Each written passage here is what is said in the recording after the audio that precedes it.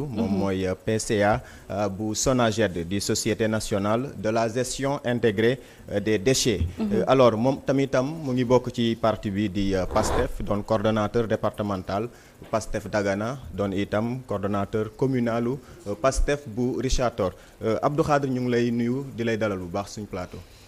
Xooxaan maa ngi leen nuyu itam di nuyu Sofia di leen jaajëfal ci dalal bi ngeen ma dalal ci seen plateau. di nuyu seen internautes yi ak seen téléspectateurs yi. alors ñu lay fay bu baax a baax. Sofietou, actualité oblige dañuy commencer par notre sport donc alors gis nañu démb prestation bi nga xamante ni suñu gaynde yi def nañ ko ci kanamu Botswana. daal di koy daan ñetti bal ci dara alors ñu bëggoon xam déjà avant ñuy dugg xëy na ci yeneen point d'actualité yi naka nga gisee prestation bi nga xamante ni moom la Lions yi def démb Abdou Khadre. waaw xooxaan par rapport ak prestation bi bon ñu ngi ciy sant yàlla bu baax alhamdulilah parce que bon. door nañu campagne bi ci bismillahi rahmani rahim ñu ngi ñaan yàlla ñuy jeexale ko ci alhamdulilahi rabbil alamin te pour une première prestation am ci victoire je pense que loolu luy rassurer la te aussi lu ñuy xaar ci ñoom la aussi parce que xam nañ ne après plus ñuy dem plus muy gën a metti donc lii ni ouf de soulagement la donte ne aussi c'est un début donc am na yenn mbir yoo xamante ne du ci ñàkk mais day permettre après pour ci étapes yi ñëw ñu gën a ñoŋal mbir yi donc ñun vraiment satisfaction totale lañ ci am quoi parce que équipe bi aussi lu ñuy yaakaar ci ñoom bii pas mooy ñi jëlal ñu une deuxième coupe donc voilà c'est un bon début. ñu indi ñu indil ñu deuxième étoile quoi. waaw war na mën a nekk de. démb moom vraiment. tabaarakallaahu affaire yi jaar na yoon trop. alors ñu wëyal alors cette fois-ci pour wax ci yeneen point d'actualité toujours gis nañu ne président de la République mu ngi wëyal li nga xamante ni mooy tournée économique ci Ziguinchor alors ñu bëggoon xam déjà naka la Abdou Khadre gisee wala boog noo jàngatee en tout cas tournée bi nga xamante ni njiitu réew mi Bassirou Diomaye Faye mu ngi koy amal jamono jële ci Ziguinchor. Par rapport ak tournée bi jàpp nañ ne vraiment tournée bi wuyoo na tuuram quoi c'est vraiment une tournée économique te permettre nañu quand même ñi def un zoom sur la Casamance gis projet yi nga xamante ne état mu ngi koy yëkkati foofu gis nañ ne bi mu demee aéroport par exemple bon te loolu vraiment loolu plaidoyer population la parce que actuellement nii ku dem Ziguinchor bon il faut nga dem ba Cap Skirring wàññeekuwaat ñëw Ziguinchor c'est une véritable difficulté pour askan bi donc tey gis nañ président bi mu fa demee gis nañ ne ñaax nañ pour que liggéey bi ñi baral ko comme ça mu gën a gaaw ñu mën ko livrer le plus rapidement possible donc je pense que loolu lu baax la gis nañ ne aussi bi mu demee Adéane aussi parc agro-industriel bi gis na visité nañ ko te vraiment luñ ci séntu comme en termes d'emploi par exemple pratiquement 15 000 emplois directs 30 000 indirects donc yooyu yëpp ay mbir la yi nga xamante ne jàpp nañ ne bu demee ci kanam yooyu yëpp dina nekk vraiment lu am solo pour askan bi parce que xam nañ ne la question de l'emploi question la bi nga xamante ne bon mooy priorité sax la priorité des priorités au Sénégal donc jàpp nañ ne bu ñu taxawee ci yooyu te gis nañ ne aussi par rapport ak parc agro-industriel boobu loolu Casamance ñu ngi wax ci anacarde bi pratiquement valoriser wuñu ko li nga xamante ne dañ koy importer moo ëpp li nga xamante ne ñun dañ koy valoriser sur place mais avec ce parc là loolu day permettre ñu mun ko mën a valoriser sur place donc loolu lu baax la mangue bi aussi gis nañ ne bëri na ay mangue yi nga xamante ni day yàqu ci zone boobu noonu tey yooyu yëpp opportunité la tey ñi mën ko valoriser pour population Sénégal donc vraiment gis nañ ne tournée bi am na solo te comme président moom ni nga ko waxee waa Kolda sax ñu ngi koy woo pour mu ñëw foofu aussi donc zone boobu yëpp vraiment gis nañ ne buñ ci defee liggéey bu war parce que souvent yàgg nañ di dégg ne Casamance c'est le grenier du Sénégal donc tey moom vraiment jot na loolu ñu wéyal ko ñu fësal ko daal. L'appel à la paix bi mu lancé également je crois que c'est un point boo xam ne nii war nañ cee attardé wu dal dina woo waa MFDC en tout cas ngir ñu rejoindre le processus de paix nga xamante ni vraiment am na ay jéego yu am solo yoo xam ne am nañ ko ci ba noppi. et surtout anam bi mu leen oowee de jaare ko ci cousinage à plaisanterie voilà c'est ça. effectivement te jàpp nañ ne sax lu gën a am solo surtout mooy actes yi ñuy poser parce que xam nga wootee ci jàmm mais nga poser actes yi nga xamante ne day wone ne ñoom ci fi ngeen ci Sénégal ngeen bokk à travers désenclavement bi à travers projet yi bu ko defee aussi je pense que bu boobaa képp ki nga xamante ne amoon nga ay yenn velléité sax da lay désarmer parce que doo amati prétexte pour nekk ci Macky bi quoi. c'est ça. ma yokk fa benn question rek ci tournée économique bi maintenant tey jii boo def na tournée économique yow ba yan jéego la président war a mën a teg ngir sukkali koomu Casamance. Comme ni ñu ko waxee rek mooy que yàgg nañ di wax ne Casamance mooy grenier Sénégal. Donc tey dafa jot ñi jëmmal ko te pour jëmmal ko mooy def ay projet yi nga xamante ne surtout wàllu agriculture parce que xam nañ potentialité bu ñu fa am en termes de pluviométrie kon tey jii tey jàpp nañ ne activité économique bu doxee comme ni mu waree ñu bañ a fàtte tourisme aussi parce que xam nañ ne c'est une belle région bi nga xamante ne côté tourisme nit ñi ñu ngi jàmbat lu bëri ci wàllu tourisme bi aussi donc yooyu yëpp activités yooyu je pense que bu ñu leen développé après dootul am prétexte pour nekk ci yeneen quoi nit ñi leneen la ñuy tàllu du loolu. d'accord ci tournée boobu la ñuy wéyandi sax Safiatou Cissé par après voilà message yi am na solo xëy na anam yi muy amalee visite bi am na solo lépp waaye ñu nemmeeku ci ne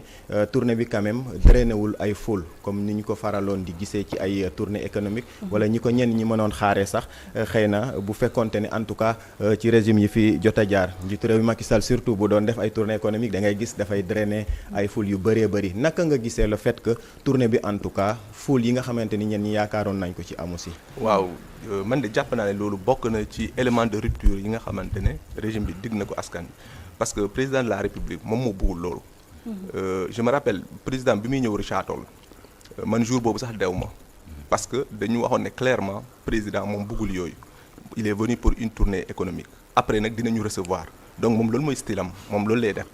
day def tournée économique am bu pare après mu daal di recevoir militants yi saafante ak ñoom te jàpp naa ne loolu moom démarche la boo xamante ne démarche boobu moo gën am contact direct ak population yi alors qu'est-ce que vous répondez maintenant à ceux-là ñi nga xamante ni jàpp nañ ne xëy na ñagas-ñagas yi am digganteem ak premier ministre Ousmane Sonko moo tax xëy na askanu en tout cas Casamance génnul pour accompagner ko wala en tout cas teertoo ko comme ni ñu ko doon xaaree. Bon man de jàpp naa ne loolu wax jooju wérul comme ni ma la ko waxee lii stylam la xam nga bi ma lay waxee wax naa la fi sànq le cas de Richard Toll bi nga xamante ne fekk lii yëpp xewutoon donc ki xam seen démarche da nga xam ne lii lu normal la donc jàpp ma ne loolu am na ci incidence par rapport ak tertu bi ak lu demee noonu. alors ñi nga xamante ni xëy na bam bu fekkee peut-être xëy na dégg nañ ne am na ñaari nit ñi nga xamante ni bëggoon nañoo def des actes de sabotage ba ñu mujj leen teg loxo alors naka nga dalloo xibaar googu. Bon gis naa ne am na benn section foofu noonu bi nga xamante ne ñoom jàpp nañ ne sax ñoom lañ tuumal benn section Pastef bu nekk ci dans la région mais ñoom génn nañu pour ne bon loolu ay désinformation la parce que ñoom amuñu benn yéene troubler tournée président de la République. Alors ñu wax ci beneen point d'actualité mu aju cette fois-ci ci li nga xamante ni ñu ngi demander à ce que ñu ubbiwaat en tout cas li nga xam ne mooy dossier Ousmane Sonko Mame Mbaye Niang pour mën ko taxawalaat kanamu yoon gis nañ ni avocat yi premier ministre Ousmane Sonko def nañ ci ab janook taskatu xabaar yi ngir addu ci li ni mel naka nga dalloo xabaar googu aussi. jàpp naa ne taxawaay bu war la. Parce que xam nañ ne mbir moom lu mu jural Sénégalais yi am na ay nit yu ci ñàkk seen bakkan te ñëpp xam nañ ne en fait procès politique la woon te aussi dañ ne woon rapport bi amul yàlla def ñoom teg nañ seen loxo ci rapport boobu donc c'est tout à fait normal te ñu woote ci révision procès boobu te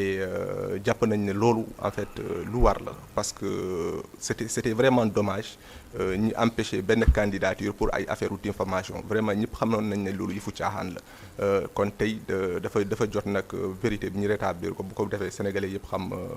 dëgg bi fan la féete. mais xooxaat yëfu caaxaan la mais yow ñëw nga première fois andi woo preuve deuxième fois andi woo preuve peut-être troisième fois instant bi je crois que bi mooy doon cinquième fois ñu koy tijji peut-être ñu ne am na élément nouveau mais jusqu'ici il y a pas de preuve est-ce qu'on peut parler de mbirum politique ci biir. waaw mais ñoom bu ñu demandé pour ñu réviser procès bi c'est parce que am nañ preuve jamono yooyu nekkuñu woon ci nguur bi donc amoon na ñoom waxoon nañ ko en fait il y a un mensonge d'État donc loolu kenn mënuñu ci dara mais bu ñu demee ba toog ci nguur bi tim mbir mi xam ne lii am bon en fait sénégalais sax xamoon nañ ne loolu amoon na même le concerné sax waxoon na ne am. yow xamoon nga ne am na mais même le concerné sax il a avoué que rapport bi am na premier ministre à l'époque aussi waxoon na ci rapport ñëpp sénégalais yëpp xamoon nañ ne rapport bi am na donc vraiment. même yow xamoon nga ne rapport bi am na. ah mais bien sûr gis nga rapport bi. mais gisoon nañ rapport bi jamono yooyu sax après la ñu wax ne faux rapport la ay kii yooyu ñu indi débat yooyu mais ñëpp xamoon nañ loolu am na. Il y a certains qui portent de documents. document et rapport bokkul. document ak rapport bokkul. Un document peut être un rapport, mais un rapport n'est pas forcément, un document n'est pas forcément un rapport. Effectivement. Mais de toutes les façons, l'avenir nous édifiera. Alors, Abdou Khadre, voilà. Est-ce que mën nañu espérer alors comme ni ñu sàkkoo ngir ñu ubbiwaat en tout cas procès Mame Mbaye Niang gis nañ ne ci l'affaire Adji Sarr aussi il a été condamné est-ce que mën nañu xaar également que mbir moomu ñu taxawalaat ko kanamu yoon au regard de ce qui se passe en tout cas pour ñu xool en tout cas jugé waat li nga xamante ni mooy dossier bi ko opposé woon ak Adji Sarr. Wala fii enjeu politique bi moom moo gën a nekk xëy na li ñu mettre en avant. Non, je ne pense pas mais peut-être après ce qui reste à voir mooy est-ce que dossier boobu mën nañ ko ubbiwaat quoi comme bii nii. si c'est possible pourquoi pas parce que ñun moom lépp li nga xamante ne tey mën nañ ko leeral par rapport ak parce que aussi bu ñu fàtte ne am na ay nit yi nga xamante ne ñàkk nañ ci seen bakkan quoi donc c'est extrêmement sérieux tey lépp li nga xamante ne mën nañ ko leeral s'il y a des particuliers yi nga xamante ne jàpp nañ ne ils sont lésés par rapport à ça pourquoi pas ñun kay on applaudirait à deux mains loolu bu amee. kon kay foofu dañuy éliminer li nga xamante ne moo di loi d'amnistie bi rek ñu abrogé ko. moo tax ma ne wóoruma ne loolu mën na nekk ci cadre procès boobu noonu c'est pour cela que ma wax loolu. D'accord. mais en tout cas su mënoon nekk ñun loolu moo ñu gënal. am ngeen majorité à l'Assemblée nationale. Alors waaw mais gis nañ ni def nañ démarche. waaw mais li ngeen defoon est-ce que abrogation la woon aussi vous avez demandé à interpréter loi interprétative ngeen proposé woon à la place d'une. waaw mais heureusement conseil constitutionnel d'ailleurs man à l'époque aussi c'était ma position parce que gis naa ne les particuliers yi nga xamante ne ils se sont sentis lésés bu leen neexee mun nañ laaj ñu defal leen kii ñu def justice. man c'était toujours ma position donc ba léegi loolu ñi nga xamante ne ay particuliers la ñu gis ne vraiment dañ leen tooñ ñooñu am nañ droit mais loolu bu amutoon heureusement que conseil constitutionnel sax wax na ko am na ay yenn crimes yi ay kii tout ça loolu amnistie mënu ko protéger les crimes les tortures amnistie mënu ko protéger te effectivement noonu la war a demee mais est-ce que daanul woon gën a yomb ci ñi nga xamante ne xëy na ñoo jàppe seen bopp ay victimes ci situation boobu bu fekkonte ne abrogé woon nañu purement et simplement li nga xam ne mooy loi d'amnistie bi par lii il faut dire que ku ci bëgg a dem tamit initiative individuelle ngay demee fekk ab loi d'amnistie dinañ xool ndax lii dañ koy ranger ci carcan. est-ce que amnistie boobu mën nañ ko dindi aussi c'est ça la question. naa jàll ci leneen mais bëggoon naa kaa laaj rek comment est-ce que tu apprécies le fait que ngeen waxoon en tout cas clairement que ne loi d'amnistie bi une fois au pouvoir dañ koy dindi. ngeen yegg si au pouvoir ngeen def proposer une interprétation de la loi. ñun lu ñu waxoon jamono boobu est-ce que ñu rey nit bokk nañ ci amnistie est-ce que ñu torturé bokk nañ ci amnistie bi. ñu ne ñooñu bokk nañ ñu ne kon ñu dañ ciy maandu ñun loolu la ñu wax loolu moo nekk suñu position ñun duñ ci. Abdou Khadre on va parler maintenant de la SONAGED. maa ngi rappelé ne yow yaay PCA wu SONAGED. alors ñu tabb leen donc yéen a ngi bëgg a def en tout cas 2 ans. bon disons est-ce que mën nañ jàpp ne am na ay coppite yoo. ba loolu mën nekk. bu ko defee ñu mën a dem ci yeneen niveau. tey par exemple on parle de valorisation gis nañ ne vraiment dans le privé am na ay jéego yu am solo yoo xamante ne nit ñi ñu ngi koy def récemment sax dem nañ visiter benn société mooy la sénégalaise de l'incinération et de la revalorisation.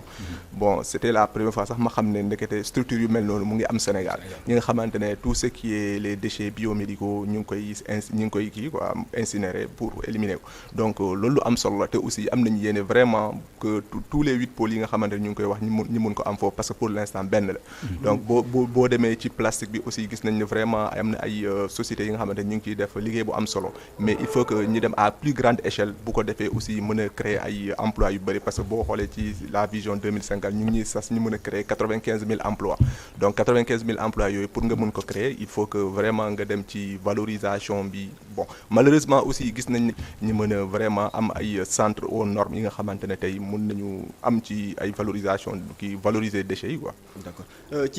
ci wàllu maillage maanaam seen présence sur l'étendue du territoire national alors gis nañ ne peut-être xëy na au niveau de toutes les communes du Sénégal waroon ngeen fa nekk. Est-ce que ci wàllu jooju mën nañ xam en tout cas fan ngeen ci toll ci wàllu en tout cas yaatal li nga xamante ni mooy liggéeyu SONAGED. si Normalement war nañ nekk ci dans les 555 communes mais bon actuellement nii on est dans plus de 300 donc liggéey bi des na mais suñu objectif mooy effectivement mën nekk ci communes yi yëpp mais aussi même bu fekkente ne nekkuñu ci benn commune des fois dañuy def ay interventions ponctuelles comme par exemple mën nañu signaler ne fii nii am na ay jafe-jafe am na ay dépôts sauvages Sonaged yebal ay liggéeykatam comme ça ñi dem foofu noonu def ay actions ponctuelles mais suñu objectif mooy ñi mën a mailler complètement le territoire national mais comme ni ma la ko waxee aussi loolu aussi day ànd ak am les moyens de nos ambitions. alors kon seeni ay moyens daal dañoo xaw a limité par rapport ak liggéey bi nga xam ne moom lañ leen sax si des fois sax ay nit dañu may interpeller bëgg nañu Sonaged may ñu ay poubelles ay râteaux et tout mais je leur ai dit mais yéen Sonaged jamono bii nii sax moom sax soxla na ko pour personnel am ñun lu ñu mën a def mooy peut-être boo leen amee problème quelque part vous nous dites après direction yebal ay nit ñi déplacé wu dem régler loolu en attendant que ñu mën a mailler complètement le territoire national. d'accord boog bëri na ay yoon yi concessionnaire du nettoiement di amal en tout cas ay grève maanaam xëy rek ne dañuy banque seen yoxo ndax am na ay koppar yu ñu leen war a jox te jotuñu si est-ce que ci wàllu jooju def ngeen ci ay jéego wala yéen a ngi wëy di jànkonteel ak jafe-jafe ngir mën a fay ñi nga xamante ni ñooy concessionnaire yi. si bien sûr ñu ngi ciy taxaw parce que loolu aussi passif la bi nga xamante ne ñun dañ ko fi fekk ay bor. donc bor yooyu mënuñu ko éponger du coup mën a kii parce que c'est des milliards te bi ñu ñëwee première année bi am na jéego yu bëri yi nga xamante ne gouvernement bi def na ko ci donc aujourd'hui comme ni ma la ko waxee on peut aller vers l'industrialisation ñu mën a am plus de moyens bañ a dépendre ci état kese mais fexe ñu mën a am une autonomie financière li nga xamante ne moom mooy kii bi entreprise bi li mu mën a recouvrer par ci comme am nañu aspect commercial et tout comme ça ñu mën a gën a am mooy suñu ambition quoi bon am nañ ci yaakaar incha allah que dinañ fa egg mais quand même processus la bi nga xamante ne c'est pas est-ce que yéen nga xalaat comme ni nga ko doon defee jamonoy SIAS parce que SIAS soit di ay entreprise la yoo xam ne dañu amoon seen oto bopp am seen i poubelles yu bopp ak ñoom seen le fait que vraiment ngeen di sukkandiku ci ay concessionnaires pour mën def seen liggéey est-ce que aussi loolu du entraver seen résultat bi nga xam ngeen di xaar. si Sonaged sax am na ay oto boppam. Dakar waaw parfois bu amee kii seen kii bi régie bi moom mooy jël le relais mais des na pas quand même. Mais qu'en est-il également de la situation des travailleurs? Situation de travailleurs yi. Bon côté boobu aussi am na ay jéego yu ñu ci def de par exemple li nga xamante ne moom mooy couverture maladie bi pratiquement gën nañu yokk assiette bi ñi nga xamante ne concerné na leen. te aussi même par rapport ak comme ni ma la ko waxee les équipements yi nga xamante ne loolu lañu soxla parce que aussi bon avant ngeen a xaalis sax sa santé d'abord parce que santé bi c'est extrêmement important tey boo amee assurance bi nga xamante ne day couvrir pratiquement l'ensemble des employés je pense que loolu progrès la bi nga xamante ne boo am solo mais aussi surtout seen ñi am ay les équipements qu'il faut ci seen wàllu liggéey aussi je pense que lu am solo la. salaire yi mu ngi motali. salaire yi bon récemment surtout les 2 derniers mois moom xawoon na jafe mais c'était ñun ñëpp ñoo ko doon dund man dama doon toog ba plus de au-delà du 15 ans balaa may jot sama kii bon c'est donc pour vous dire que li ma lay wax nii ba léegi c'est problème de moyens ça se pose parce que parfois aussi xam nga état société budget la ñuy fonctionner. Par exemple désencombrement bu amoon dernièrement loolu c'était pas budgétisé mais il faut faire avec donc yu mel noonu aussi des fois daf ñuy kii quoi daf ñuy dab. nga nekk coordonnateur ci benn département boo xam ne département bu stratégique la. nekk muy département bu Dagana. te Dagana ñëpp ku ko xam nga ne benn titre foncier la ab responsable politique bu mag bu ñu nemee kon ci jamonoy PDS. parti Pastef ancrage am ci biir Dagana. Effectivement question bu am solo la mais pour vous dire en fait Pastef yàgg na di imposer wu nag ci département de Dagana ak malgré les difficultés en fait on n'avait aucun moyen parce que déjà en 2019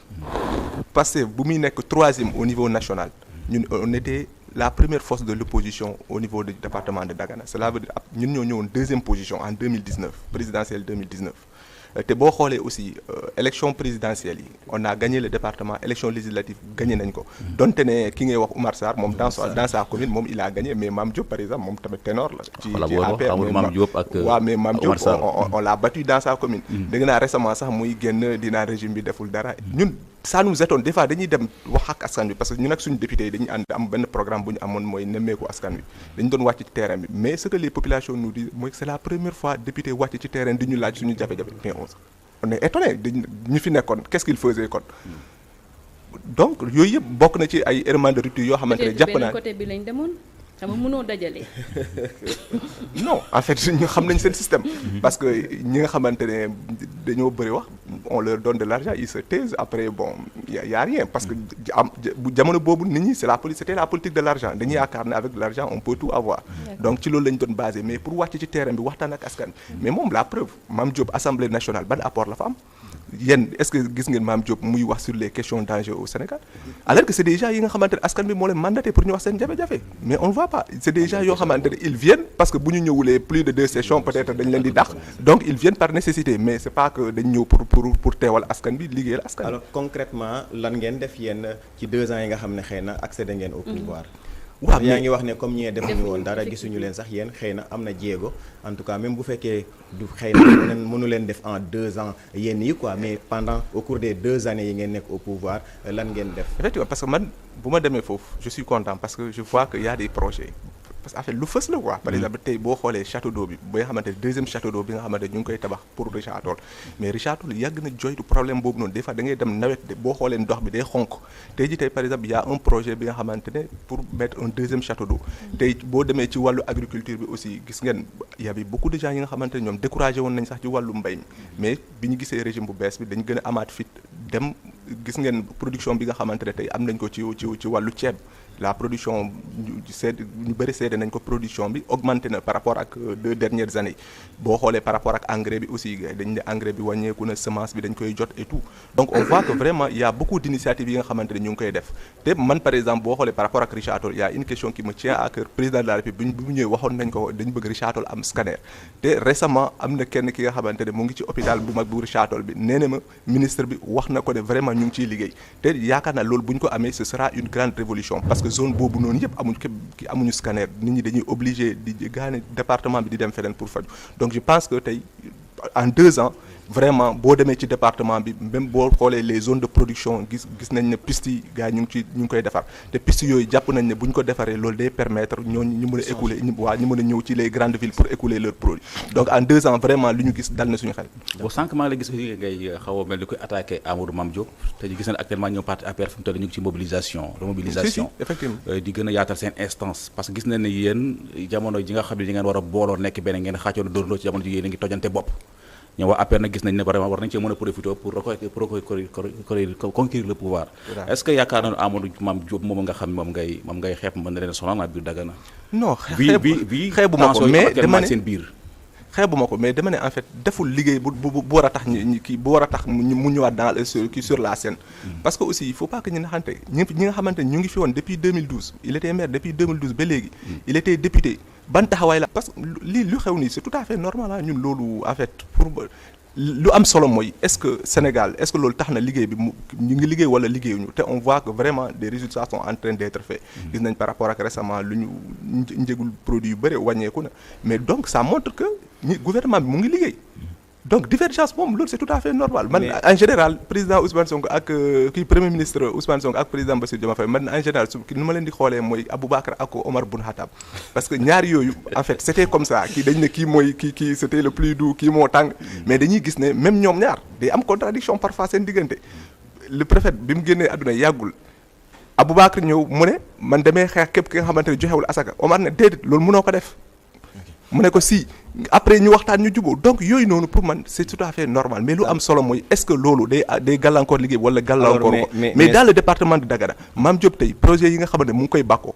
est-ce que budget mairie moo koy def te ñun on est généreux parce que ça aurait été un autre état boo xoolee Mame Diop actuellement nii 2e lycée bu muy wax Richard Toll dafa bëgg tabax 2e lycée stade bi kii yooyu tout ça tous ces grands projets mais ñan ñoo ko financé c'est des programmes de l'État bu doon ñeneen la dañ koy téye mais ñun on l'empêche on laisse dérouler ñii dañ daan askan bi mu ngi def li alors que jógewul ci budget état la. d'accord yaa ngi wax que ne mu ngi local instant bi mu ngi local 2020 waaw c'est ça ay divergences yu ndaw la mais est-ce que gisoo ne tamit problème bi mujj naa dépasser ay divergences yu ndaw diggante premier ministre Ousmane Sonko ak Bassirou Diomaye Diakhar Faye je rappelle que démb y a une photo du président Bassirou Diomaye Diakhar bi ñu def ci siège coalition Diomaye président boo xam ne nii c'est un peu viral ci réseaux sociaux yi depuis ce matin maa ngi gis ñu koy partager à travers les réseaux est-ce que loolu ñëwul wonewaat rek ne xëy mooy état bu ñu leen dënk est-ce que état boobu ñu ngi koy doxal comme ni mu waree wala doxaluñu ko après les questions personnelles non voilà ñun loolu moo ñu intéressé te gis nañ ne ñoom ñaar fu ñu daje ku nekk da ngay jox sa morom ci gis nañ ne yàggul journée de la diaspora gis nañu attitude bu ñu am seen diggante donc tey pour man il faut pas aller chercher la bête là où elle n'est pas. C'est là actuellement nii lu ñu gis mooy que ñu ngi gérer normal dëkk bi mu ngi dox. jamono yi en tout cas le réveil risque d'être brutal pour certains. dëkk bi daal en tout cas moom bu dee dox na daal en tout cas xam naa boo defee micro trottoir moom laaj Sénégalais yi dëkk bi dëkk na ou pas mais dinañ la wax quand même xaaruñu woon divergence yi di am seen diggante ak yi nga xamante ne xëy na. alors temps bi ñu jagleloon jeex na alors ñu lay jaajëfal bu baax a baax Abdou Khadre Fofana.